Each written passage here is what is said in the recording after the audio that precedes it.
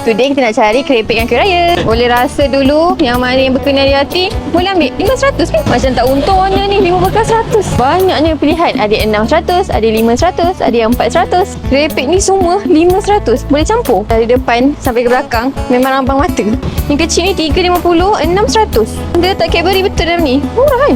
Tapi dalam banyak-banyak ni yang paling kita tertarik, dia ada semprit roti boy dengan semprit kacang. Ni semprit roti boy, yang ni semprit kacang. Tempat lain tak ada tau. Kalau banyak pilihan macam ni, tak payah pergi tempat lain. Kat sini je semua kita nak ada.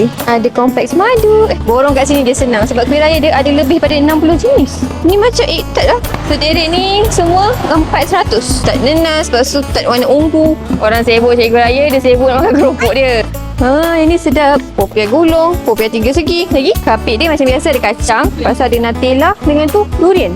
Ni kalau bawa ibu yang saya rasa keripik ni mau semua dia ambil. Kalau 500 dia ada lebih 20 lebih jenis tau keripik ni. Ni yang tadi tu roti boy dengan kacang. Bau dia pun kuat lah, bau kopi. Kan 500 boleh campur kan kak? Boleh. Kita ambil 2 keripik dengan 3 kuih raya. Kita kena beli awal-awal sebab takut raya nanti habis sekarang.